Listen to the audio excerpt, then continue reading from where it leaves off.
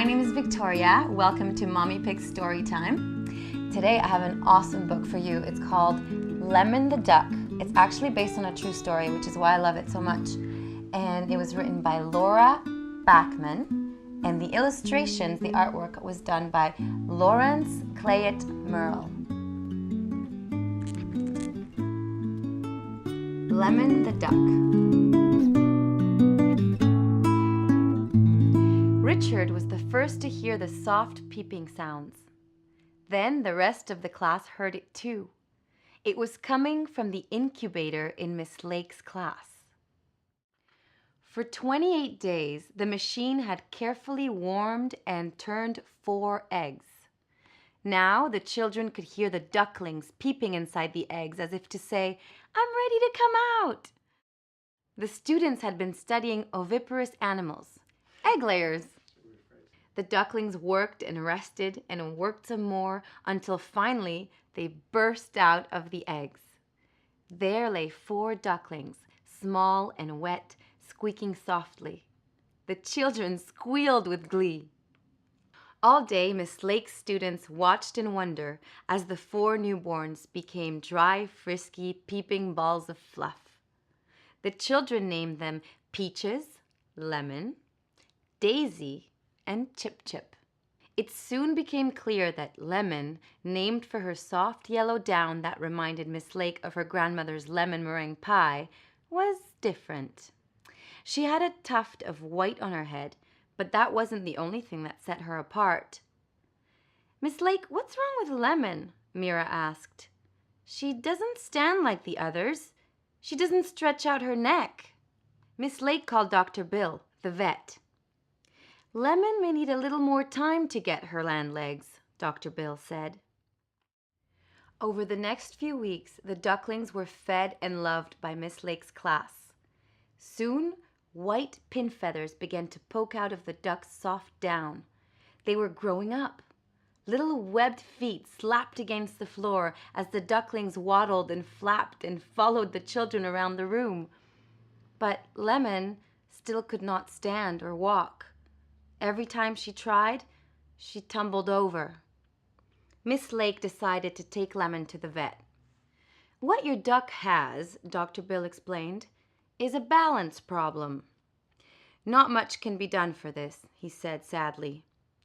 "You can help her get stronger, but she'll always need extra special care." When the other 3 ducks were old enough, they went to live on Mr. Webb's farm. Miss Lake adopted Lemon and brought her to school every day. Miss Lake and her students did just what the vet ordered. They gave Lemon extra special care. Before school each morning, Miss Lake placed Lemon in a baby stroller and took her for walks around the neighborhood. As the sky loomed above her, Lemon stretched her neck out to get a better look. She watched the birds flitter from tree to tree or perch on a wire. When Miss Lake and Lemon got closer to the river, Lemon wagged her tail feathers at the sight of water. Lemon loved her nightly bath. She strengthened her muscles while she swam in the tub. Her waterproof feathers trapped air like a built-in floaty, and her bones were hollow and light. This made her a natural swimmer. Miss Lake often took Lemon to see her feathered siblings at the farm. Peaches, Daisy, and Chip Chip would waddle over to Lemon and quack a friendly greeting. But they would quickly lose interest in Lemon because she couldn't muck around in the grass like all ducks love to do. At school, the children took turns carrying Lemon in a basket. They fed her by hand and gave her oodles of love. Lemon would bark loudly as they left for lunch, and when they returned, she'd quack excitedly as if to say, "Welcome back!" At recess, Lemon snoozed on the grass as the students surrounded her with treats. Each of the children's bottoms would be in the air as they searched in the grass or under rocks and logs for worms to give to Lemon. Nathaniel showed the others how to feed her. "Hold the worms by Lemon's tail," he'd instruct. "Miss Lake says Lemon needs to practice touching her oil gland so she can get stronger and waterproof herself. It will keep her dry in the water." One day, during circle time, Richard asked, Miss Lake, how can we help Lemon stand up? Maybe we can all think of some ideas, she replied. The next day, Leo brought in balloons from his sister's birthday party. Miss Lake carefully tied them to each end of a towel and made a sling to hold Lemon up. But Lemon was too heavy, and she popped the balloons with her beak. "How do you get a duck to stand up?" asked Leo. Day after day, the students tried new ideas, but nothing worked. Then, one weekend, when Holly was helping her parents clean the garage, she spotted the life vest they had once used for their dog when they went on a boat trip. She thought to herself as she got an idea. On Monday morning, Holly brought the vest into school and whispered something in Miss Lake's ear. Miss Lake then slid Lemon's leg through the holes of the doggy vest, zipped it up, and grasped the straps as she let the duck's feet touch the floor. Lemon then let out a boisterous quack. Everyone stopped what they were doing to see what the noise was all about. "Lemon's standing up!" yelled Mira. It was true.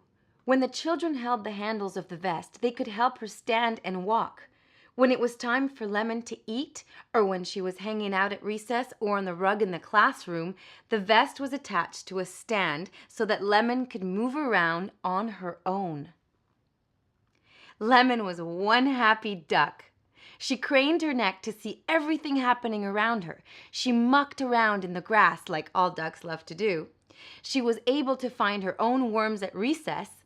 She threw out her chest and quacked as if to say, "Look at me!"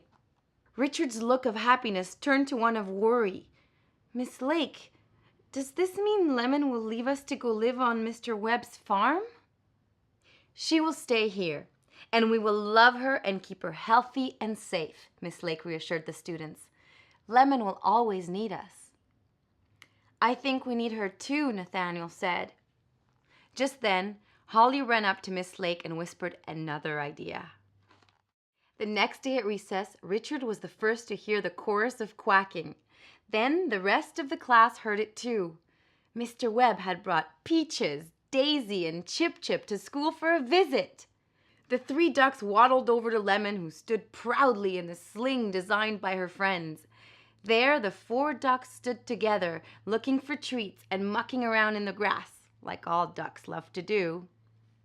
The students watched, happy to know that now their extra special friend with extra special needs could be part of both flocks, and they wouldn't have to say goodbye. The end.